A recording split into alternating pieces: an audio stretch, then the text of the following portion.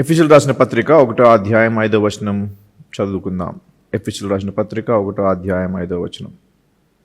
Having predestinated us unto the adoption of children by Jesus Christ to himself, according to the good pleasure of his will. Telugu చదువుదాం ఒకసారి. తన చిత్త ప్రకారమైన దయా సంకల్పము చొప్పున యేసుక్రీస్తు ద్వారా తనకు కుమారులనుగా స్వీకరించుటకై మనలను ముందుగా తన కోసము నిర్ణయించుకొని, మళ్ళీ చదువుదాం. తన చిత్త ప్రకారముగా దయా సంకల్పము చొప్పున దేవుడు ఒక సంకల్పం కలిగి ఉన్నాడు. దైవ సంకల్పము తనకిష్టపూర్వకంగా తన చిత్తము చొప్పున ఒక సంకల్పము కలిగి ఉన్నాడు. దేవుడు దైవ సంకల్పం కలిగి ఉన్నది. చెప్పు. తన చిత్త ప్రకారమైన దయా సంకల్పము చొప్పున అనగా మన పట్ల ఒక ప్లాన్ వేసాడు, ఒక సంకల్పం కలిగి ఉన్నాడు. అది దయతో అటువంటి ప్లాన్ వేసి ఉన్నాడు. అది ఆయన చిత్తమై ఉన్నది. ఏంటది? యేసుక్రీస్తు ద్వారా తనకు కుమారులనుగా స్వీకరించుటకై, తండ్రికి కుమారులుగా స్వీకరించబడుటకు మనలను ముందుగా తన కోసము నిర్ణయించుకొని, మనలను తన కోసము ముందుగా నిర్ణయించి ఉన్నాడు. ప్రీడెస్టినేషన్ ఈజ్ గాడ్స్ గ్యారంటీ. ముందు నిర్ణయం అనేది దేవుని యొక్క నిశ్చయత. అనగా మనకు తన కుమారులుగా స్వీకరించుటకు యేసుక్రీస్తు ద్వారా మనలను తన కుమారులుగా స్వీకరించాలని, మనలను దత్తత తీసుకోవాలని ఒక దయా సంకల్పము కలిగి ఆయన ఉన్నాడు. ఇది ఆయన చిత్తమై ఉన్నది. ఇది నీ కోరిక కాదు, ఇది నీ యొక్క కన్ఫెషన్ కాదు, నీ ఒప్పుకోలు కాదు. ఇది దేవుని యొక్క దయా సంకల్పమై ఉన్నది. ఇది మొట్టమొదటిది దేవుని చిత్తమై ఉన్నది. అనగా ఆయన ఇష్టపడి ఉన్నాడు. మనలను తన కుమారులుగా చేయాలని ముందే ఆయనకి ఇష్టం ఉంది కనుక ఆ చిత్తము ప్రకారముగా ఆయన ఒక దయా సంకల్పం వేశాడు. ఆ దయా సంకల్పము లేకపోతే, అనగా ఆ సంకల్పములో దేవుని దయగాని లేని ఎడల మన పట్ల జరపబడదు. ఎందుకనగా దేవుడు కుమారులు అనుబడుటకు మనకి యోగ్యత లేదు. జన్మ కర్మ పాపములతో మనము పుట్టి జీవిస్తుంటాము కనుక దేవునితో తన కుమారులు అనుబడుటకు మనలో అట్టి పరిశుద్ధత కానీ అట్టి నీతి లేనందుకు మనము ఏ విధము కూడా ఆయన కుమారులుగా పిలువబడలేము. ఆయన ఎంత ప్రేమించినను ప్రేమ బట్టి, ఆయన నీకు ఇష్టపడుతున్నందు బట్టి ఆయన ఇది చేయలేడు. ఆయన దయ చూపాలి. ఆ ప్రేమ దయగా మారి, ఆ దయ మన పట్ల కృపగా వచ్చి తనకు తానే అర్పించుకుని మన పాపములను ఆయన మోసి మనలను ఆయన కుమారులుగా చేయుటకు ఆయన ఇష్టపడ్డాడు. ఇదంతయు ముందే నిర్ణయించబడి ఉన్నది. ఇది దేవుని యొక్క ముందు నిర్ణయమైనది. అనగా దేవుడు ముందు నిర్ణయించాడు, అనగా దేవుని యొక్క ముందే ఆయన నిశ్చయించి ఉన్నాడు. మనలను తన కుమారులుగా చేయుటకు ఆయన మనము జన్మించక ముందే నిశ్చయించి ఉన్నాడు. యోహాను సువార్త 10వ అధ్యాయము 27-28 వచనంలో ఒకసారి నేను ఇంగ్లీష్లో చదువుతా, ఆ తర్వాత సహోదరుడు తెలుగులో చదువుతాడు. My sheep here my voice and I know them and they follow me and I give unto them eternal life and they shall never perish neither shall any man pluck them out of my hand. నా గొర్రెలు నా స్వరము వినును. So ఆయన స్వరము వినువారు ఆయన గొర్రెలై ఉన్నారు. ప్రతివాడు వాక్యము చెప్పినప్పుడు వినొచ్చు, కానీ దేవుని మాటని విని లోబడిన వాడే తన గొర్రెై ఉన్నాడు. నేను వాటిని ఎరుగుదును, అవి నన్ను వెంబడించును. సో నీ గురించి దేవుడికి తెలుసు. వాక్యం నువ్వు వింటున్నావా లేదా, దేవుని మాటని నీవు ఉల్లంఘిస్తున్నావా లేక దాని పట్ల నడుచుకుంటున్నావా అనేది దేవునికి తెలుసు. ఐ నో దెమ్, నా గొర్రెలు నాకు తెలుసు అంటాడు. అనగా ఆయన గొర్రెలు ఎవరు, ఆయన గొర్రెలు ఎవరు కారు అనేది కూడా ఆయనకి తెలుసు. అదేవిధంగా ఎవరైతే ఆయన గొర్రెలై ఉన్నారో, అనగా ఎవరైతే ఆయన మాటని వినగలుగుచున్నారో వారు దేవుణ్ణి వెంబడించువారు. వారెవరిని వెంబడించేవారు? దేవుని వెంబడించిన వారు. And I give unto them, వారికి నిత్య జీవము ఇచ్చుచున్నాడు. And they shall never perish, వారు ఏమాత్రము నశించరు. neither shall any man pluck them out of my hand. నా చేతి నుండి, నా ప్రణాళిక నుండి, నా సంకల్పము నుండి వారిని ఎవరు వేరు చేయలేరు, ఎవరు అపహరింపలేరు. మరొకసారి మనము 5వ వచనం చదువుదాం. Having predestinated us unto the adoption of children. Adoption.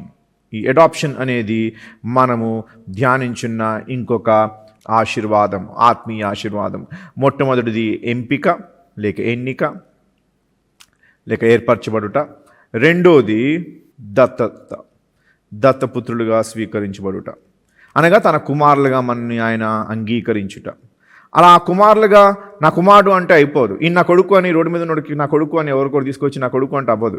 వాడిని నీ కొడుకుగా మనుషులు లేక ఒక సమాజము లేక ఒక ప్రభుత్వము అంగీకరించాలి అంటే ఒక పద్ధతి ఉంటుంది.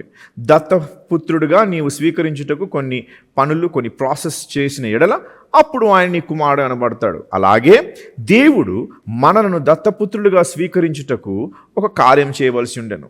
ఆ కార్యము చేయుటకే తన కుమారుడైన యేసుని ఈ లోకంలో పంపించి ఆ పని చేయడం వలన, అందుకే క్రీస్తు వలన ఆయన మనకి కుమారులుగా పిలువబడటకు అధికారం ఇచ్చుచున్నాడు. సో కుమారులుగా మనమైతే ఆయనకి పుట్టలేదు. ఆదాము ఒక్కడే దేవుని కుమారుడు, ఇంకెవరు కూడా దేవుని కుమారులు కారు. దేవుని కుమారులు అనగా దేవుని వలన సృష్టించబడిన వారు. హీబ్రూలో దాన్ని బెనో ఇలోహీమ్ అంటారు. బెన్ అంటే కుమారుడు, ఓ ఇలోహీమ్ అంటే ఇలోహీమ్ ద్వారా అనగా దేవుని ద్వారా స్వయముగా దేవుడే వారిని కుమారులుగా సృష్టించాడు. ఈ బెనో ఇలోహీమ్ అనేది దూతలకు అంటాడు. ఎందుకంటే దేవుడు దూతలు మనలాగా రీప్రొడ్యూస్ అనగా పునరుత్పాదన వలన పుట్టలేదు. మనం ఎలాగైతే మనం పిల్లలకు అంటున్నామో అలాగ దూతల యొక్క సమూహము అలా పెరగట్లేదు.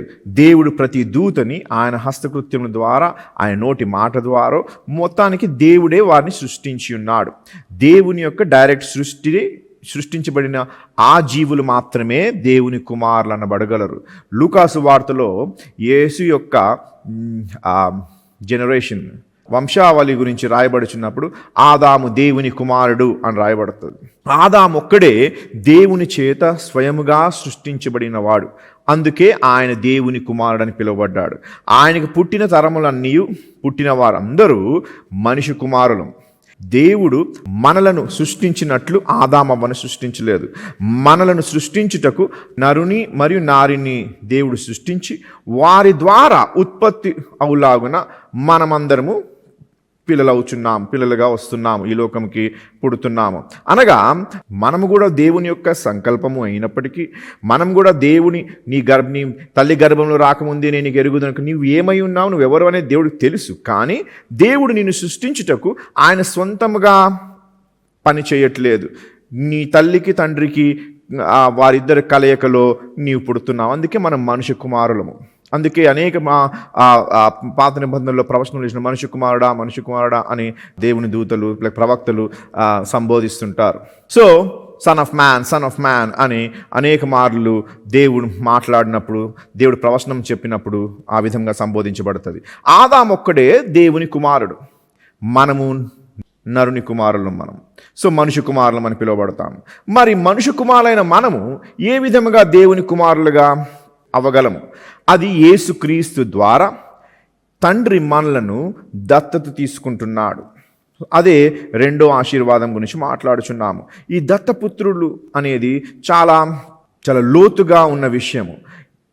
ఈ యొక్క పదము మనము మన భాషలో మాట్లాడినప్పుడు యాక్చువల్లీ దత్తపుత్రుడు లేక దత్తత్వము అనే విషయము ఇక్కడ ఎఫెసీ పత్రికలో అసలు తెలుగులో రాయబడలేదు. కుమారులుగా స్వీకరించబడటకు అని అనేశారు. కానీ నిజంగా అసలైన గ్రీక్ భాషలో దాన్ని అడాప్షన్ అని అన్నారు. సో అడాప్షన్ అనగా దత్తపుత్రులుగా స్వీకరిస్తారు. ఏ విధంగా మనం కుమారులుగా పిలువబడుతున్నామంటే దత్తపుత్రుడుగా ఆయన స్వీకరించినందుకు, క్రీస్తు యేసు ద్వారా దత్తపుత్రుడుగా స్వీకరించినందుకు మనము ఆయన కుమారులు అనబడుచున్నాం. అయితే ఈ దత్తపుత్రులుగా స్వీకరించబడుట అంటే ప్రతి దేశంలో ఆ దత్తపుత్రులుగా ఎవరినైనా దత్తత తీసుకోవాలంటే దాని ప్రక్రియ ఉంటుంది. మన దేశంలో కూడా అట్టి ప్రక్రియ ఉంటుంది. జనరల్గా ప్రపంచంలో ఈనాడు దత్తత అనేది ఎప్పుడైతే ఒక కుటుంబము లేక భార్యాభర్తలు ఒక బాలుడిని కానీ ఒక శిశువుని దత్తత తీసుకోవాలనుకుంటారో వారు ఆ యొక్క దేశం యొక్క ప్రక్రియని అమలు చేస్తారు. ఆ ప్రక్రియ ఏ విధంగా ఉందో అటువంటి నిదర్శనలు కానీ అటువంటి ఒప్పందంలో కానీ ప్రభుత్వంతో లేకపోతే ఆ యొక్క సంస్థానంను నడిపించే నాయకులతో అటు ఒప్పందం చేసి వారిని తీసుకొస్తారు. ఈనాటి తరములో దత్తత అనేది మనము ఎప్పుడు చేస్తామంటే చిన్న చిన్న వయసులో ఉన్నప్పుడే పిల్లల్ని దత్తత తీసుకుంటాం. సో దానికి కూడా ప్రక్రియ ఉంటుంది. కానీ రోమా కల్చర్లో అనగా రోమా సంస్కృతిలో దత్తత పుత్రులుగా స్వీకరించబడుట అనేది ఒక ప్రక్రియ. ఆ ప్రక్రియ మనం వచ్చే 2 వారాల్లో చూస్తాము. నెక్స్ట్ వీక్లో మీకు చాలా చాలా అద్భుతముగా అది ఉంటుంది. అది మీరు వింటే మీకు దేవుని యొక్క సంకల్పము, దేవుని యొక్క మహాకార్యము మీకు అర్థమవుతుంది. ఎప్పుడైతే ఎఫెసీ సంఘము ఈ యొక్క పదంని చదువుతుందో దత్తత పుత్రులుగా మనం స్వీకరించబడుతున్నామని, వారికి ఆ ప్రక్రియ తెలుసు. రోమా సంస్కృతిలో అసలుకి దత్తపుత్రులుగా చిన్నవాళ్ళని ఎవరు తీసుకునేవారు కాదు. బాలురులకి ఎవరు దత్తపుత్రులుగా లేక దత్తపుత్రులుగా తీసుకునేవారు కాదు. అసలు దత్తపుత్రులుగా ఎవరినైనా ఎందుకు తీసుకుంటారంటే వారికి కుమారులు లేకపోయినా లేక ఉన్నను ప్రయోజకరమైన కుమారులు కాని ఎడల వారి యొక్క కీర్తిని, వారి వంశమును, వారు చేసిన గొప్ప గొప్ప కార్యములను, వాని యొక్క పుత్రునిగా దాన్ని కొనసాగించే లక్షణములు వారికి పుట్టిన వారిలో లేనప్పుడు వారి కింద పనిచేయుచున్న అనేకమైన పనివార్లలో ఎవడైనా ఒక యవనస్తుడిలో కానీ అట్టి మంచి లక్షణములు ఉండిన ఎడల వాణ్ణి తీసుకొచ్చి దత్తపుత్రునిగా అంగీకరించేవారు. ఒక ప్రక్రియలో వాణ్ణి దత్తపుత్రుడిగా వాణ్ణి ఆ కుటుంబంలో చేర్చుకునేవారు. సో ఎప్పుడైతే ఎఫెసస్ అనే సంఘముకు పౌలు రాయిచున్నాడో ఈ దత్తపుత్రులుగా మనం స్వీకరించినంటే వారికి ఆ ప్రక్రియ అంతా వారికి తెలుసు. ఆ యొక్క సంస్కృతిలో ఆ రోమా ప్రభుత్వంలో ఒక ప్రావిన్స్గా అనగా సామంత రాజ్యముగా ఉన్నందుకు వారికి ఆ ప్రక్రియ తెలుసు. ఆ ప్రక్రియను వారు గ్రహించగలరు. ఆ ప్రక్రియను యేసు ఏ విధంగా నెరవేర్చిన విషయం తెలుసు. మనము దత్తపుత్రుడు మనం తీసేసుకున్నాడు, దేవుడు పెంచేసుకున్నాడు, దేవుడు మనకి వారి కుటుంబంలో చేర్చేసుకున్నాడు అని అనుకుంటాము. కానీ ఆ ప్రక్రియ ఏ విధముగా ఉండును, ఎందుకు దత్తపుత్రుడిగా మనం స్వీకరిస్తున్న విషయము వచ్చే 2 వారాల్లో మీకు చాలా లోతుగా చెప్తాను. దానిలో దేవుని యొక్క గొప్ప మర్మము దాగి ఉన్నది. ఎటువంటి మర్మము దాగి ఉన్నదో గెత్సెమని తోటకి వెళ్ళి ఆ మర్మంని మనము చూడగలము. So stay tuned to this series. So ఈ అడాప్షన్ అనేది యూదుల యొక్క సంప్రదాయం కాదు. యూదులు ఎవరు కూడా అన్యులకి అడాప్ట్ చేయకూడదు. యూదుల్లో ఏ విధము కూడా అడాప్షన్ అనేది వారి యొక్క ప్రాక్టీస్ కాదు. ఎందుకనగా వారి యొక్క యూదీల్లో అనగా ఇజ్రాయేలీల్లో ఆ కుటుంబంలో ఉన్నవారే దేవుని యొక్క నిబంధన జనాంగం, బయట వాడిని ఎవరిని తీసుకురాకూడదని క్లియర్గా మెన్షన్ చేయబడి ఉన్నది. కొన్ని స్టోరీస్లో, కొన్ని చరిత్రలో కొంతమందిని, ముఖ్యంగా ఆడవారిని, బయట వారిని తీసుకొచ్చి లోపల దేవుడు అంగీకరించాడు. దాని యొక్క ప్రణాళిక కూడా అది కూడా ఏ విధంగా యేసు దాన్ని నెరవేరుస్తున్నాడో అవన్నీ చాలా లోతైన విషయంలో ఇప్పుడు అది చెప్పడానికి టైం లేదు. కానీ ఈ దత్తపుత్రులుగా ఎవరినో అన్యుడిని, బయట వాడిని తీసుకొచ్చి కుటుంబంలో చేర్చుకునడం అనేది యూదా సంస్కృతిలో లేనిది. మరి అటువంటిది లేనప్పుడు యూదీలైన ఈ సంఘము, ఎఫెసస్లో అనేక మంది యూదులు దేవుని సంఘంగా ఉన్నవారు, వారు ఈ దత్తపుత్రులుగా స్వీకరించబడుతున్నాము అన్నప్పుడు యూదా సంస్కృతిలో లేని ఈ యొక్క ఆచారము, ఈ యొక్క ప్రక్రియ మరి ఏ విధముగా వారు దీన్ని గ్రహించగలరు? ఎందుకనగా ఈ యొక్క దత్తపుత్రులుగా స్వీకరించబడుట అనే విషయము రోమా సంస్కృతిలో, రోమా రాజ్యములో, రోమా నాగరికతలో అది అమలు జరపబడుతుండేది. సో ఇది రోమియుల యొక్క ఆచారమై ఉన్నది. సో మొట్టమొదటిగా మనం గ్రహించాల్సింది ఏందనగా ఇది యూదుల యొక్క ప్రక్రియ కాదు, యూదుల యొక్క ఆచారం కాదు. కానీ ఎఫెసస్లో ఉన్న వారే కానీ, ఆనాడు ఈవెన్ యెరూషలేములో ఉన్నవారే కానీ, వారందరికీ ఏ విధముగా రోమీయుల యొక్క సంస్కృతిలో, వారి యొక్క నాగరికతలో ఏ విధముగా ఈ దత్తపుత్రులుగా స్వీకరించబడతారు అనే విషయం వారికి తెలుసు. ఆ ప్రక్రియ తెలుసు, ఆ యొక్క ఆచారములు తెలుసు, వాటి యొక్క విధులు తెలుసు. సో ఈ విధముగా ఎప్పుడైతే ఈ యొక్క విషయం చదువుతున్నారో వారికి అర్థమవుతుంది, వారు గ్రహించగలరు ఏ విధముగా మనము దేవుని కుమారులుగా స్వీకరించబడుతున్నామని. కానీ భారతదేశంలో ఉన్న మనకి అట్టి విషయం తెలియదు కనుక, ఈవెన్ పాశ్చాత్య దేశాల్లో కూడా దాన్ని ఆ విధంగా వచ్చింది. వారి దృష్టిలో కూడా దత్తపుత్రులుగా చిన్నప్పుడే తీసుకుని వెళ్ళిపోతుంటారు. సో వారికి ఆ విషయము గ్రహింపు రాదు. కానీ దీన్ని ఆ యొక్క సమయం ప్రకారముగా, ఆ సంస్కృతి సమయం ప్రకారంగా మనం దీన్ని చదివితే అప్పుడు మనకు అర్థమవుతుంది ఈ యొక్క పదం ఎందుకు ఉపయోగించాడు అనేది. ఓకే, సో దానిలోకి వెళ్ళే ముందు మనము ఒక విషయం చాలా చాలా చాలా ఇంపార్టెంట్, సిగ్నిఫికెంట్ అయి ఉన్నది, అనగా చాలా ప్రాముఖ్యమై ఉన్నది. ఏంటంటే, you do not get into God's family by adoption. దేవుని యొక్క కుటుంబంలో ఎవరో ఒకరిని దేవుడు వచ్చేసి దత్తత తీసుకుంటే వచ్చేది కాదు. దేవుని కుటుంబంలో దత్తపుత్రులుగా రావడానికి కాదు. దేవుని కుమారులు అనబడడానికి ఎవడో దేవుడు వచ్చేరా నేను తీసేసుకుంటాను అంటే అవ్వదు. But you get in to his family by regeneration, అనగా పునర్జన్మ వలన, తిరిగి జన్మించుట వలనే మనము ఆయన కుటుంబంలో చేరగలము. ప్రతివాడు భౌతికమైన జన్మ అందరికీ కలిగి ఉన్నాం, కానీ మనము తిరిగి జన్మిస్తేనే తప్ప దేవుని కుమారులుగా మనం పిలువబడలేం. సో మొట్టమొదటిగా మనం దేవుని కుమారులుగా పిలువబడాలంటే మనము పునర్జన్మ మనకు అవసరము, తిరిగి జన్మించడం అనేది అవసరము.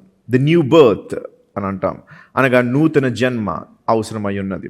సో ఒకసారి 1 పేతురు 1వ అధ్యాయం 22 నుంచి 25 వచనం చదువుతాను. Seeing ye have purified your souls in obeying the truth through the Spirit unto the unfeigned love of the brethren, see that ye love one another with a pure heart fervently, being born again, not of corruptible seed, but of incorruptible, by the word of God which liveth and abideth forever. 2 వచనం చదువు, 22-23 చదువు ఒకసారి. మీరు సత్యమునకు విధేయులవుట చేత, సత్యమునకు చూసిన సత్యం ఎవరు? యేసు. యేసునికి అవుట చేత, విధేయులుగా అవుట చేత మీ మనస్సులను పవిత్రపరచుకొనిన వారై ఉండి, మన మనస్సులు పవిత్రపరచబడుతున్నాయి.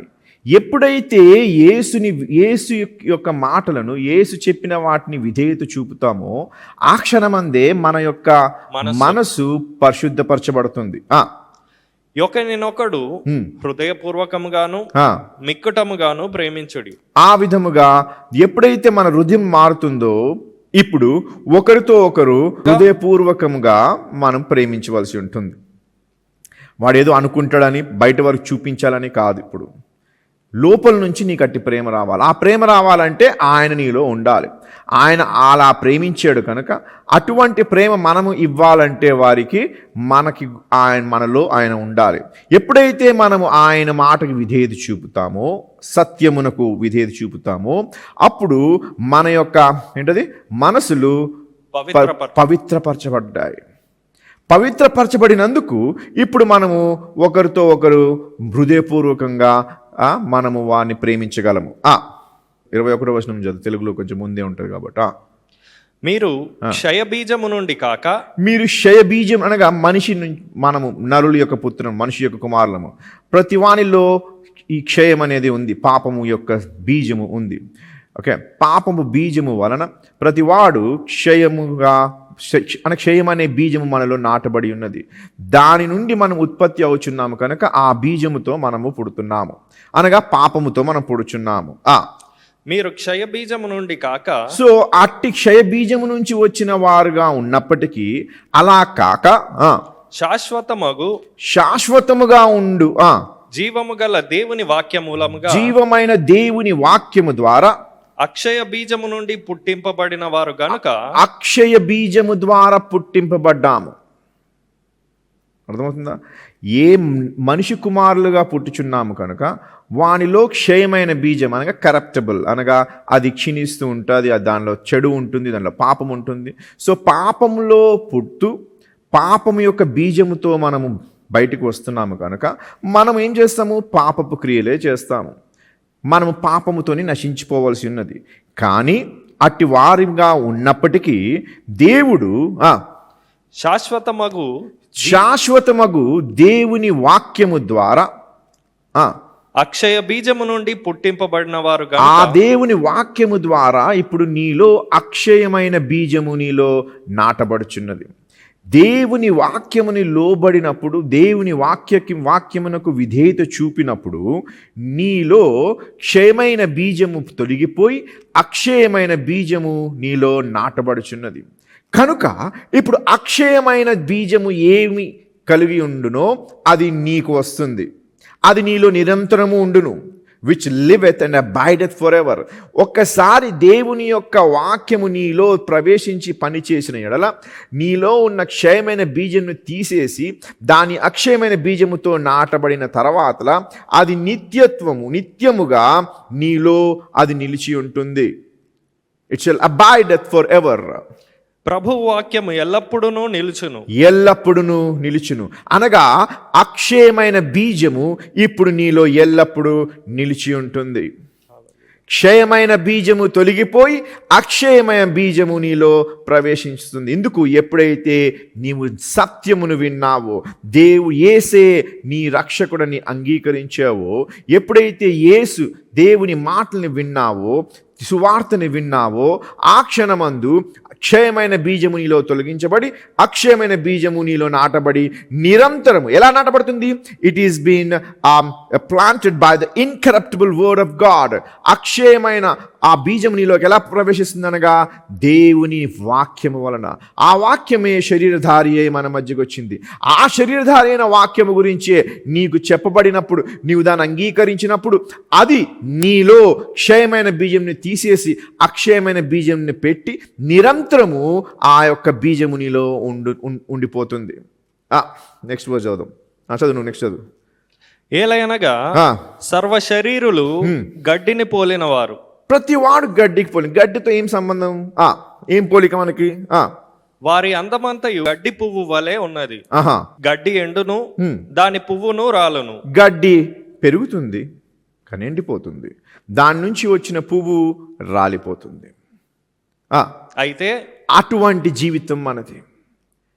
గడ్డి నుంచి మనం వచ్చాము అనగా ఫలించాము, ఒక పుష్పంగా బయటకు వచ్చాము. కానీ గడ్డే చనిపోయినప్పుడు పువ్వు కూడా రాలిపోతుంది. సో మన జీవితంలో అన్నీ గడ్డి వలె, గడ్డిలో ఉన్న పువ్వు లాంటివి. అవి రాలిపోవును అనగా వాటిలో నిత్యత్వము లేదు, నిత్య జీవం అనేది లేదు. జీవముంది కానీ నిత్య జీవము లేదు. జీవము వచ్చిన ఆ ప్రాణి మరణిస్తుంది. జీవముతో బయటకు వచ్చినది మరణముతో ఈ లోకం విడిచి వెళ్ళిపోవచ్చున్నది. అయితే ప్రభువు వాక్యము ఎల్లప్పుడూ నిలుచును. కానీ దేవుని వాక్యము ఎల్లప్పుడూ నిలుచును. మీకు ప్రకటింపబడిన సువార్త ఈ వాక్యమే. నీకు ప్రకటించబడుచున్న ఈ మాటలు నీలో నిత్యము నిలపబడతాయి, నీలో స్థాపించబడతాయి. నీవు నిత్య జీవం పొందుతావు.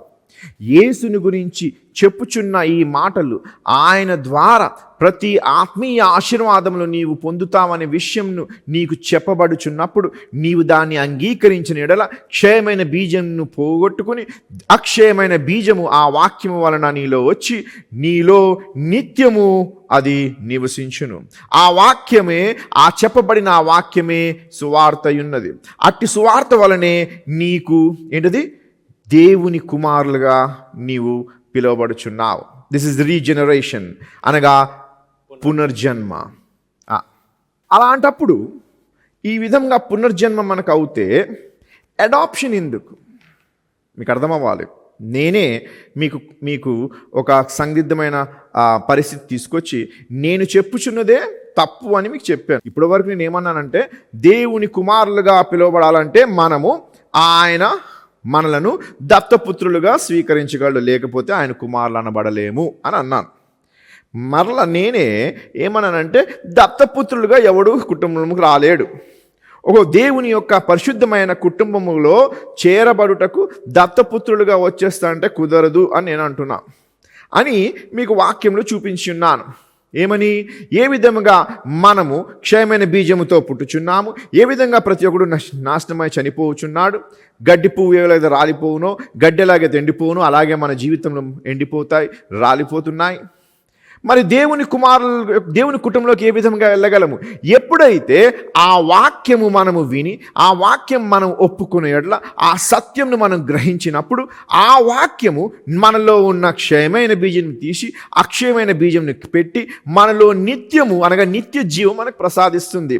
దీని వలన మనము యేసునందు తిరిగి జన్మిస్తున్నాము. ఎప్పుడైతే తిరిగి జన్మించామో, ఇప్పుడు చూడండి, జన్మించుట ఎవరికి జన్మిస్తున్నావు? ఒక దంపతులకి, ఒక కుటుంబంలో. ప్రతి శిశువు ఒక కుటుంబంలో ఒక దంపతులకి జన్మిస్తుంది.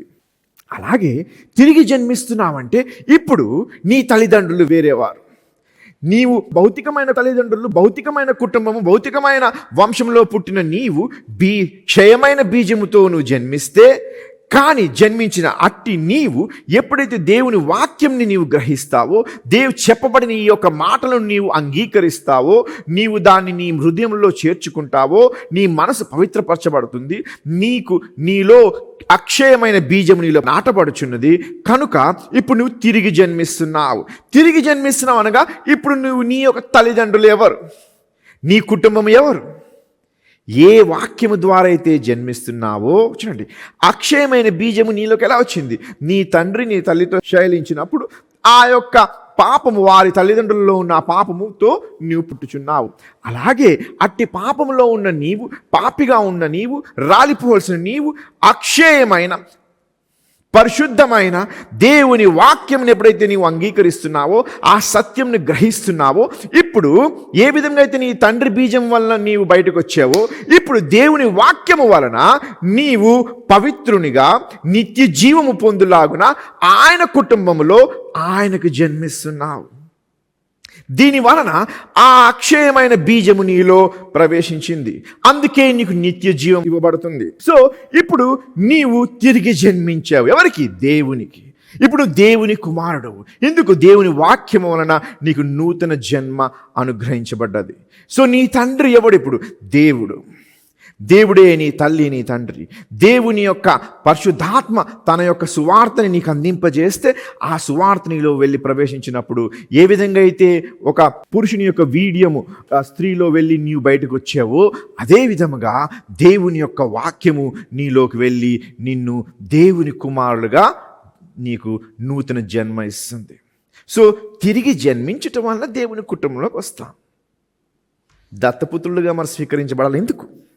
Why then is adoption? అది తెలియాలంటే మనము చాలా లోతుగా ఈ విషయంని గ్రహించాలి.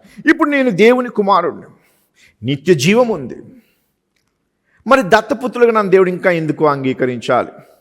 దేవుని మాటను అంగీకరించాను, సత్యంను గ్రహించాను, మనసు మార్చబడ్డది, పవిత్రపరచబడ్డది, నాలో అక్షయమైన బీజం నాటబడ్డది, నిత్య జీవం నాకు అనుగ్రహించబడ్డది. నేను దేవుని కుటుంబంలో ఇప్పుడు ఏర్పరచబడ్డాను, దేవుని కుమారుడుగా స్వీకరించబడ్డాను, పునర్జన్మ అనుగ్రహించబడ్డది, తిరిగి జన్మించాను, దేవుని కుమారుడు అనబడ్డకు నాకు అధికారం ఇవ్వబడ్డది. ఇన్ని వచ్చిన పిమ్మట ఇంకా నాకు దేవుడు మరలా దత్తపుత్రులుగా అంగీకరించటకు అవసరం ఏముంది? ఎవరైనా ఇది చెప్తారు, లేక అది చెప్తారు. అది చెప్పినప్పుడు ఇది ముట్టుకోరు, ఇది చెప్పినది ముట్టుకోరు. ఎందుకనగా చాలామంది అనుకుంటారు they are some things which contradict with each other and it's not our place to talk about it అంటారు. అనేక వాక్యంలోనే అనేక విషయములు ఒకటి దాంతో ఒకటి విభేదిస్తాయి. కనుక మనం అట్టి స్థలంలో లేము. దేవుని మాటతో మనము ఆయన ఎందుకు అలా అన్నాడు, ఇక్కడ ఎందుకు అలా అన్నాడని మనం వాదించకూడదు అని చాలామంది అంటారు. యాక్చువల్లీ బైబిల్లో ఎక్కడో కూడా ఒక వాక్యంని భిన్నముగా ఇంకొక వాక్యం లేదు. ఏది కూడా విభేదించే వాక్యం లేదు. There's no contradictions in the word of God. The only thing that we need to understand is when the Spirit of God cometh, He shall make us understand each and those things which look contradicting but have a similar meaning or a similar plan of God. దేవుని ఆత్మ మనకి ఇవ్వబడినప్పుడు అప్పుడు ఎందుకు ఈ విధంగా ఇలా అంటుండు, ఎందుకు ఈ విధంగా ఇలా అంటుండు, ఇలా అన్నను ఇదే, ఇలా అన్నను ఇదే అనే విషయము గ్రహించగలం. సో అదే మీకు చెప్తున్నాను. ఇప్పుడు పునర్జన్మ గురించి మాట్లాడు, తిరిగి జన్మించడం గురించి ఒక బోధకుడు చెప్పినప్పుడు తిరిగి జన్మించడం గురించి మాట్లాడతాడు. తిరిగి జన్మించడానికి నీకు దత్తపుత్రుడిగా అంగీకరించిన అవసరం లేదు. దత్తపుత్రుల గురించి చెప్పినప్పుడు దత్తపుత్రుల గురించి చెప్తాడు, నీకు తిరిగి జన్మించడం గురించి చెప్పాడు. నేను దత్తపుత్రుల గురించి చెప్తూ, కానీ దత్తపుత్రుడుగా దత్తత వలన మనము దేవుని కుటుంబంలో చేరలేము అని చెప్పి మీకు పునర్జన్మ గురించి తిరిగి జన్మించడం వలన చేరబడతామని చెప్పాం. సో తిరిగి జన్మించడం వలన ఇప్పుడు నేను దేవుని కుమారుని అయ్యాను. అయిన పిమ్మట మరి నాకు ఎందుకు ఈ అడాప్షన్ ప్రాసెస్ అవసరం? ఎందుకు నేను దత్తపుత్రుడిగా దేవుడిని నన్ను అంగీకరించాలి అసలు? Okay, it is an act of God by which he gives his Born once and adult standing in the family. తిరిగి జన్మించాడు, శిశువు పుట్టాడు. శిశువు పుట్టినప్పుడు ఆ శిశువు నా సమస్త ఆస్తికి ఆయన వారసుడు, ప్రతిదానికి ఆయన వారసుడు. సో ఆయన 6th క్లాస్ చదువుకోవడానికి వచ్చాడు. ఇప్పుడు నా కుమారుడు 6th క్లాస్ చదువుతున్నప్పుడు నా దగ్గర ఉన్న మర్సిడీస్ కార్ లేదు అనుకోగలరు, నా కుమారుడు కూడా లేడు. సో నా దగ్గర ఉన్న ఆ మర్సిడీస్ కారు, BMW కారు, ఇవన్నీ వాడిదే కదా అని వాడికి తీసుకొచ్చి నేను తాళం చేతులు ఇవ్వను. అదే విధముగా వాడికైతే ఉంటుంది నడిపేయాలని, కానీ వాడు కూడా తీసుకోలేడు. ఎందుకనగా వాడు దానికి వారసుడు అయినప్పటికీ, ఉత్తరాధికారి అయినప్పటికీ, వానికి అది పొందు వయసు వానికి ఇంకా రాలేదు కనుక అది వానిది అయినప్పటికీ వానికి ఇవ్వబడదు. అలాగే యేసుక్రీస్తు యొక్క సువార్తను నీ జీవితంలో పనిచేసి నీవు కుమారులుగా వచ్చినప్పటికీ నీకు అట్టి మెచ్యూరిటీ, అట్టి పరిణితి నీకు వస్తేనే తప్ప ఆ సమయము వచ్చిన వరకు నీవు సమస్తము ఏదైతే దేవునిదో అవన్నిటికీ నీవు వారసుడుగా ఉన్నావు కానీ పొందలేవు. దేవుని యొక్క అట్టి వారసత్వము నీవు పొందాలంటే దేవుడు నీకు అట్టి స్థితి తీసుకురావాలి. సో ఇక్కడ నువ్వు జన్మిస్తున్నావు, అన్నిటికీ ఉత్తరాధికారిగా, అన్నిటికీ వారసుడుగా ఉన్నావు, కానీ ఏది పొందలేకపోవచ్చున్నావు. కానీ దత్తపుత్రుడుగా ఈ దత్తత అనే ప్రక్రియ దేనికి సంబంధించింది? ఎప్పుడు ఏ సంస్కృతికి సంబంధించిందన్నాను? రోమీ సంస్కృతికి సంబంధించింది. రోమీ సంస్కృతిలో ఎవరు కూడా చిన్నపిల్లలు దత్తత తీసుకునేవారు కాదు. ఎదిగిన యవనస్తులకే వారు దత్తపుత్రులుగా తీసుకునేవారు. ఇంకోటి, పుత్రికలను ఎవరు దత్తత తీసుకునేవారు కాదు. ఎందుకంటే వివాహం చేసుకుని అది వేరే కుటుంబంకి వెళ్ళిపోతుంది కనుక తీసుకునే వ్యర్థం అది. సో కుమారులను ఎందుకు తీసుకోవాలి? ఒకటి, తన కుమారుడు యవనంలో చనిపోవటం వలన కానీ, లేక బాల్యంలో చనిపోవటం వలన కానీ, లేక తన కుమారుడు దేనికి పనికిరాని వాడుగా కేవలము తండ్రి గడించిన డబ్బుని వృధాగా ఖర్చు పెడుతూ తన ద్రవ్యంని వ్యర్థముగా ఖర్చు పెట్టువాడే కానీ ఆయన లక్షణములు, ఆయన యొక్క మంచితనములు, ఆయన గుణములు, ఆయన కుటుంబము, ఆయన కీర్తిని కొనసాగించి గుణములు, లక్షణములు వల్ల లేనందుకు ఆ తండ్రి ఏం చేస్తాడు? అటువంటి గుణములు, లక్షణాలు ఉన్న వాని కింద పనిచేయు వానిలో ఒకడిని తీసుకుని ఆయన దత్తపుత్రుడిగా తీసుకోగలడు. అది మేజర్ ప్రక్రియ. ఇది ఎవరికి?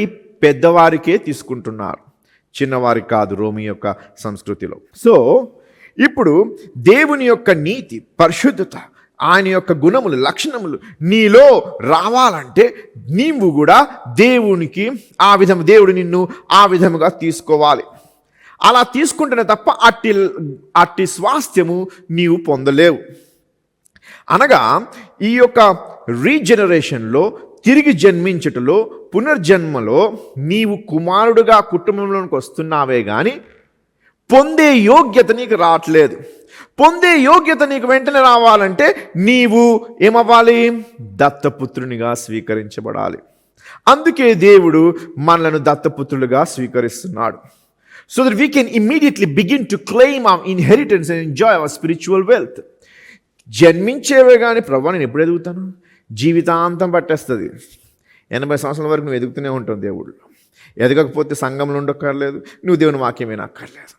సో మనం ఎదుగుతూనే ఉంటే ఎప్పుడు పొందుతాము?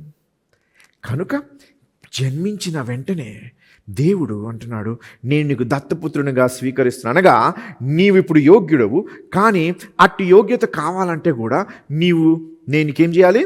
ఈ విధంగా స్వీకరించాలి. దత్తపుత్రుడిగా స్వీకరిస్తే అప్పుడు నా యొక్క ఆస్తికి, నా యొక్క స్వాస్థ్యం యావత్తుకి నీవు వారసుడు అవుతావు.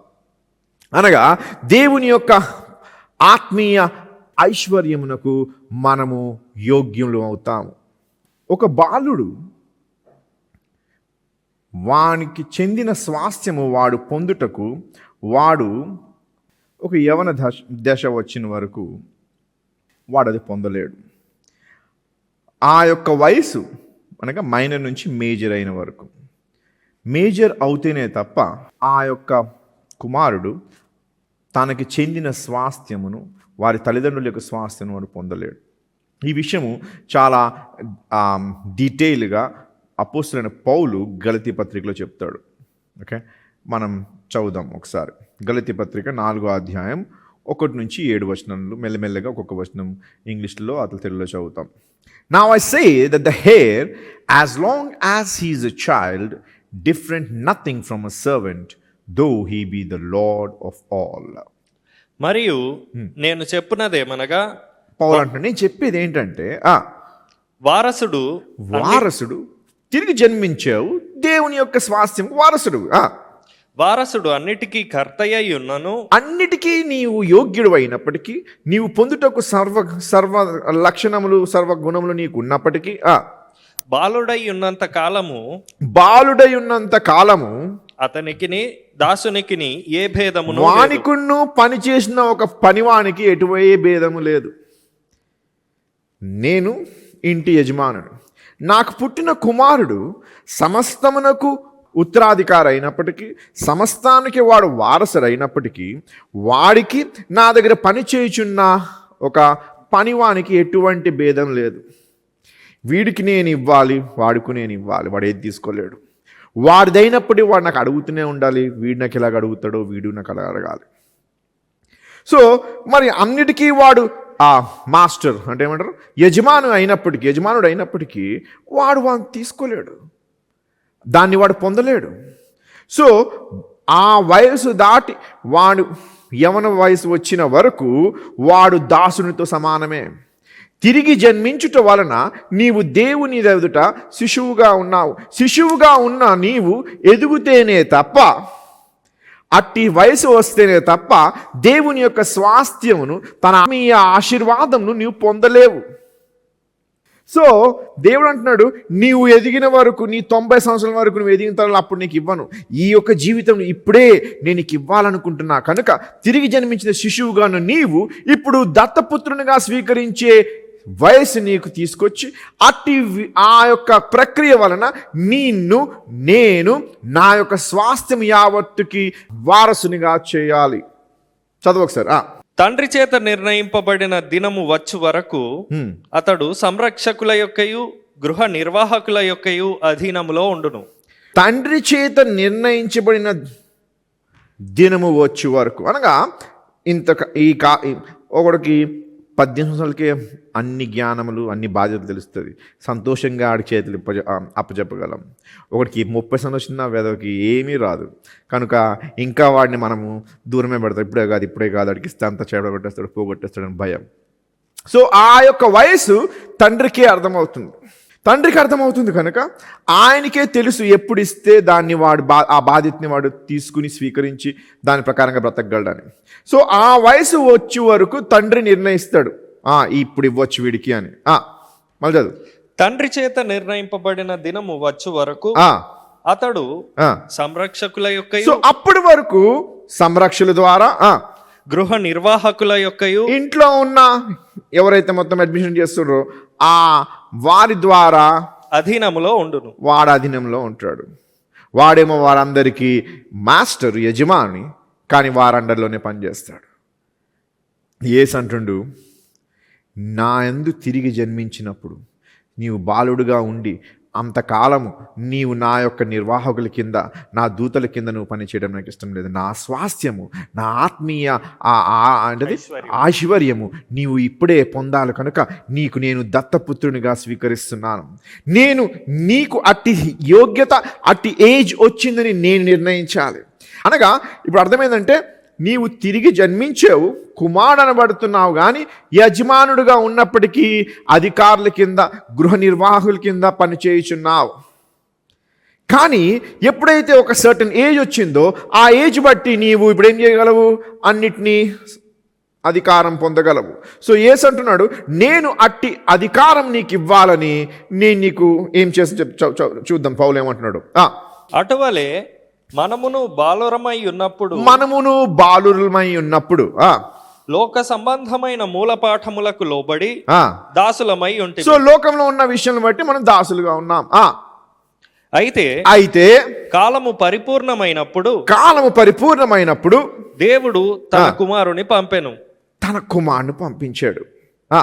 ఆయన స్త్రీ యందు పుట్టి మనము దత్తపుత్రులము కావాలనని ధర్మశాస్త్రమునకు లోబడి ఉన్న వారిని విమోచించుటకై ధర్మశాస్త్రమునకు లోబడిన వాడాయను. ఓకే, నేను గలతీ పత్రికకి వెళ్ళడం చాలా వాస్ట్ సబ్జెక్టు, చాలా అద్భుతమైన అలెగారికల్ ప్రెజెంటేషన్, సారూప్యక నిదర్శనములతో పౌలు చెప్తాడు. ఆ లోటుకి వెళ్ళకుండా సింపుల్గా చెప్తాడు. But in the fullness of time was come, God sent for this son. ఎప్పుడైతే సమయము పరిపూర్ణమైందో దేవుడు తన కుమారుని పంపించాడు. ఇది ఎవరి గురించి? మనం ఇజ్రాయెల్ గురించి మాట్లాడుతున్నాడు. మనకైతే ఆల్రెడీ దేవుడు తన కుమారుడు పంపించబడి ఉన్నాడు. కానీ వారు దేవుని యొక్క ధర్మశాస్త్రం అనుసరించిన యూదీయులు కనుక వారి ఆ యొక్క పరిపూర్ణత వచ్చిన వెంటనే దేవుడు తన కుమారుని పంపించి స్త్రీ వలన జన్మించి మనము దత్తపుత్రులుగా కావాలని ధర్మశాస్త్రమునకు లోబడి ఉన్న వారిని విమోచించుటకై, ధర్మశాస్త్రమును లోబడి ఉన్న వారిని విమోచించుటకు. ధర్మశాస్త్రం లోబడిన వారికి విమోచన ఎందుకు అవసరము? ఎందుకంటే ధర్మశాస్త్రం ఎవరిని నీతిమంతుడిగా చేయట్లేదు. నీతిమంతుడిగా యేసుక్రీస్తే చేయగలుగుచున్నాడు. అర్థమవుతుందా? సో ధర్మశాస్త్రం ఇచ్చినప్పుడు ధర్మశాస్త్రం ఏం తప్పు లేదు. ధర్మశాస్త్రము నీ యొక్క అసమర్థతను చూపించి దాన్ని బాగు చేయుటకు ఒక సమర్థుడు నీకు అవసరమై ఉన్నదని చూపిస్తుంది. ఆ ధర్మశాస్త్రము నీకు విమోచన కలిగించుటకు యేసుని పంపించాడు. మళ్ళీ చదవాలి. మనము దత్తపుత్రులము కావాలనని ధర్మశాస్త్రమునకు లోబడి ఉన్న వారిని విమోచించుటకై ధర్మశాస్త్రమునకు లోబడిన వాడాయను. ధర్మశాస్త్రమునకు లోబడ్డాడు ఎవరు? ఈ యేసు. మరియు మీరు కుమారులై ఉన్నందున నాయన తండ్రి అని మొరపెట్టు తన కుమారుని ఆత్మను దేవుడు మన హృదయములలోనికి పంపెను. సో ఏ పరిశుద్ధాత్ముని వలనైతే మరియ గర్భము దాల్చి యేసు బయటికి వచ్చాడో, శరీరధారిగా నివసించాడో, ఆ యొక్క పరిశుద్ధాత్ముడు ఇప్పుడు క్రీస్తు ద్వారా మనలో ప్రవేశిస్తున్నాడు. సో క్రీస్తు ఏమై ఉన్నాడో ఇప్పుడు యేసు క్రీస్తు ద్వారా అట్టి పరిశుద్ధాత్మను మనము కూడా కలిగి ఉన్నాము. అందుకే ఆయన నా తండ్రి అంటే నీవు కూడా అబ్బా నా తండ్రి అని దేవుణ్ణి పిలగలవు. దేవుణ్ణి మనము తండ్రి అని పిలవలేము. చిన్నప్పుడు ప్రార్థన చేయమ్మా అంటే మమ్మీ డాడీ నేర్పించారు, అయ్యా ప్రవ్వా తండ్రి యేసయ్యా అనేసినాం. కానీ తండ్రి అని పిలువటకు మనకు అర్హత లేదు. కానీ పరిశుద్ధాత్ముడు ఎప్పుడైతే మనలో ప్రవేశించాడో, యేసుక్రీస్తు ద్వారా ఆ పరిశుద్ధాత్ముడు మనలోకి వచ్చినప్పుడు ఆయన ద్వారా కుమారుడు వలన పంపించబడిన ఆ పరిశుద్ధాత్మ వలన ఇప్పుడు ఏ విధంగా అయితే యేసు తండ్రి అన్నాడో అలాగే ఇప్పుడు నీవు కూడా తండ్రి అబ్బా అని పిలవగలవు. కాబట్టి నీవిక దాసుడవు కావు. కాబట్టి ఇప్పుడు నీవు దాసుడవు కావు, కుమారుడవే. నీవు కుమారుడవే. కుమారుడవైతే నువ్వు ఒకవేళ కుమారుడవైతే దేవుని ద్వారా వారసుడవు. దేవుని ద్వారా వారసుడవు. ఒక నిమిషం, వాడు కుమారుడే కదా, తిరిగి జన్మించినప్పుడు కుమారుడయ్యాం కదా. కుమారుడయ్యావు కానీ బాల్యంలో ఉన్నందుకు నీవు ఏంటిది ఒక సర్వెంట్తో, ఒక దాసునితో సమానుడవు.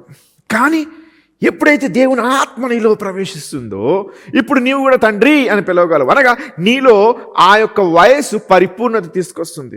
పరిశుద్ధాత్ముని వలన నీలో అట్టి యోగ్యకరమైన మనిషిగా ఆ పరిశుద్ధాత్ముడు నిన్ను చేస్తున్నాడు. అట్టి యోగ్యత బట్టి ఆ పరిశుద్ధాత్మని బట్టి ఇప్పుడు నీవు తండ్రి అని పిలవగలవు. అనగా దీని వలన నీవు ఏమవుతున్నావు? దేవుని కుమారుడుగా పిలువబడుతున్నావు. So what is the difference between regeneration and adoption. అది అలా ఉంటే ఈ యొక్క తిరిగి జన్మించుట మరియు ఈ యొక్క దత్తత అనే దానిలో అసలుకి డిఫరెన్స్ అనగా భేదం ఏముంది? ఈ యొక్క వాక్యం ఇక్కడితో చదివి మనం ఆపుదాం. వచ్చే వారం మీకు దీని ముందు తీసుకెళ్తాను. ఇన్ రీజనరేషన్, తిరిగి జన్మించుట వలన a Christian receives the nature of the child of God. తిరిగి జన్మించుట వలన దేవుని యొక్క గుణము మనకి అనుగ్రహించబడుతుంది. దేవుని వాక్యం ఎప్పుడైతే మనలో ప్రవేశిస్తుందో, మనము ఆ సత్యంను అంగీకరిస్తున్నామో, అక్షయమైన బీజము వలన మనము ఆయన కుమారులుగా పుట్టుచున్నాము. కుమారులుగా పుట్టగానే మనకి ఆ తిరిగి జన్మించడం వలన ఆ యొక్క గుణము, దైవ గుణము మనకి అనుగ్రహించబడ్డది. ఇప్పుడు దేవుని యొక్క గుణము మనకు ఉంది. ఎప్పుడు? ఆయన అంగీకరించినందుకు, ఆయనను ఆ వాక్యంను గ్రహించినందుకు, యాక్సెప్ట్ చేసినందుకు మనము ఆయన యొక్క గుణము, లక్షణములు మనకు వచ్చాయి. కానీ అడాప్షన్ వలన, దత్తపుత్రులుగా స్వీకరించబడడం వలన మనకి దేవుని కుమారుల యొక్క స్థానము ఇవ్వబడుతుంది. అక్కడేమో గుణము ఇవ్వబడుతుంది, దేవుని లక్షణములు నీకు వస్తున్నాయి, కానీ స్థానం లేదు. ఇంకా నా కొడుకు నాలాగే నవ్వుతున్నాడు, నాలాగే నడుస్తున్నాడు అని మురుస్తాం. వాళ్ళ అమ్మ ముఖం, వాళ్ళ నాన్న ముఖం కదా, ఇవన్నీ వారి యొక్క లక్షణములు, వారి పోలికలు వచ్చాయి. అలాగే దేవుని యొక్క పోలిక, దేవుని యొక్క లక్షణములు, గుణములతో మనము తిరిగి జన్మిస్తాం. గుణములు, లక్షణములు ఉన్నను దేవుని కుమారులుగా మనము అట్టి స్వాస్థ్యంను పొందుటకు మనకి ఆ స్థానము ఇవ్వబడలేదు. ఎప్పుడైతే దత్తపుత్రునిగా నీవు స్వీకరించబడతావో అప్పుడు నీవు ఆ స్థానంను పొందుతావు. ఆ స్థానము పొందినప్పుడు దేవుడు ఏ విధమైన దానికి ఏదైనా తీసుకోగలడో తండ్రి నుంచి, అవన్నీ నీవు పొందుటకు యోగ్యుడవు. నీకు అధికారం ఉంది. ఆ అధికారము బట్టి నీవు పరిశుద్ధతలో, నీతిమత్తముతో నువ్వు బ్రతకగలవు. దేవుడు ఏ విషయంలో యేసు ఆ పరలోక రాజ్యంలో స్వాస్థ్యము కలిగి ఉన్నాడో అవన్నిటికీ నీవు కూడా అట్టి స్థానము నీకు కలిగి ఉన్నది. దాన్ని బట్టి నీవు యేసుక్రీస్తు వలె సమస్తముని పొందగలవు. సమస్తమునకు వారసుడుగా అట్టి స్వాస్థ్యము అనుభవించే యోగ్యమైన పరిస్థితి నీకు అనుగ్రహించబడుతుంది. ఇక్కడేమో మన లక్షణములు, మన గుణములు, మన పోలికలు, దేవునికి ఒక పోలికలు, లక్షణములు, గుణములు మనకి అనుగ్రహించబడితే, ఇక్కడేమో కుమారుని యొక్క, దేవుని యేసుక్రీస్తు యొక్క స్థానం మనకు అనుగ్రహించబడుతుంది. అట్టి స్థానం అనుగ్రహించబడాలంటే దేవుడు మనకు కుమారులుగా అంగీకరించాలంటే ఏం చేయాలి? దత్తపుత్రులుగా మనం యాక్సెప్ట్ చేయాలి. So in regeneration a Christian receives the nature of a child of God. తిరిగి జన్మించుట వలన, పునర్జన్మ వలన క్రైస్తుడను వాడు దేవుని యొక్క గుణమును, లక్షణములు, పోలికలను దేవుని కుమారుడుగా వానికి వస్తున్నాయి. కానీ దత్తపుత్రునిగా స్వీకరించబడినప్పుడు ఈ దత్తత అనే యొక్క ప్రక్రియ వలన దేవుని కుమారుని యొక్క స్థానము ఇప్పుడు వానికి వస్తుంది. అనగా బాలుడుగా నువ్వు ఇక లేవు. ఇప్పుడు యోగ్యకరమైన యవనస్తుడుగా ఆ పొందుటకు యోగ్యకరమైన వయసు నీకు దేవుడు ఇస్తున్నాడు. అది ఇవ్వడానికి దేవుడు నిన్ను దత్తపుత్రునిగా స్వీకరిస్తున్నాడు. వచ్చే వారము దీన్ని ఇంకొంచెం లోతుగా తెలుసుకుందాం. ప్రార్థన చేసుకుందాం. పరిశుద్ధుడా, మహాఘనుడా, నీవు చేసిన ఈ యొక్క అద్భుతమైన ప్రక్రియను బట్టి నీకు స్తోత్రములు నాయనా. మరి నీ వాక్యములో నీ యొక్క పనులు చాలా గొప్పవి, మేము గ్రహించలేనివి, చదువుతాము కానీ గ్రహించలేము. నీ ఆత్మ బోధిస్తేనే తప్ప, నీ ఆత్మ మాకు తెలియపరుస్తేనే తప్ప అట్టి విషయములను మేము గ్రహించలేము. పరిశుద్ధాత్మ దేవుడా, ఈ యొక్క వాక్యంను వినుచున్న ప్రతి వానికి నీ ఆత్మ ద్వారా, ఏ ఆత్మ నాకు ఈ జ్ఞానముతో నింపి నాయనా మరి బోధించుటకు నీవు కృప చూపావో ఆ పరిశుద్ధాత్ముడే నీవే ప్రభువా వారిలో పనిచేసి గ్రహింపు జ్ఞానము వారికి దయచేయము. స్వీకరించుటకు ఇట్టి మాటలను, ఈ యొక్క సువార్తను వారు గ్రహించి సత్యమును వారు నాయన అనుసరించులాగన, సత్యమును వారు ఒప్పుకొనులాగన, సత్యమును వారు నాయన స్వీకరించులాగన వారిలో ఉన్న క్షయమైన బీజమును తీసి అక్షయమైన బీజముతో నిత్య జీవముతో నింపమని ప్రార్థన చేయుచున్నాము. పునర్జన్మ పొందిన మాములను తండ్రి నీ కుమారులుగా పిలువబడుటకు యోగ్యకరమైన వయసు వచ్చులాగిన మమ్మల్ని దత్తపుత్రునిగా స్వీకరించుచున్నావు. నీకు స్తోత్రములు.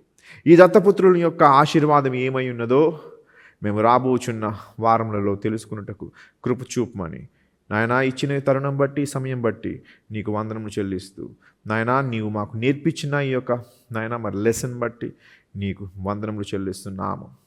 నీ ఆత్మ లేనివప్పుడు మేము దీన్ని గ్రహించలేము, చదువుతాము కానీ అర్థము కాదు. నీ ఆత్మ ఉన్నప్పుడే ఇటువంటి లోతైన విషయంలో మేము గ్రహించగలము. నీవిచ్చిన ఈ యొక్క అవకాశం బట్టి నీకు స్తోత్రములు, ఇచ్చిన ఈ యొక్క నాయన తరుణం బట్టి నీకు స్తోత్రములు. మమ్ములను పునర్జన్మలో కుమారులుగా స్వీకరిస్తున్నావు, దత్తపుత్రునిగా యోగ్యకరమైన స్థానం అనుగ్రహిస్తున్నావు. అందుబట్టి నీవు చేసిన కార్యములు, నీ యొక్క సంకల్పము, నీ దయా సంకల్పము చాలా గొప్పదై ఉన్నది. నీ దయా సంకల్పము చొప్పున మేము అట్టి నాయన మరి పరిపూర్ణత చెందకపోయినప్పటికీ నీవు మమ్మలను దత్తపుత్రునిగా స్వీకరించి అట్టి యోగ్యకరమైన జీవితం మాకు ప్రసాదింపచేయుటకు కేవలము ఇది నీ దయా సంకల్పమై ఉన్నది, నీ చిత్తమై ఉన్నది. నీ చిత్తము మా జీవితంలో నెరవేర్చబడును గాక. ఆమేన్.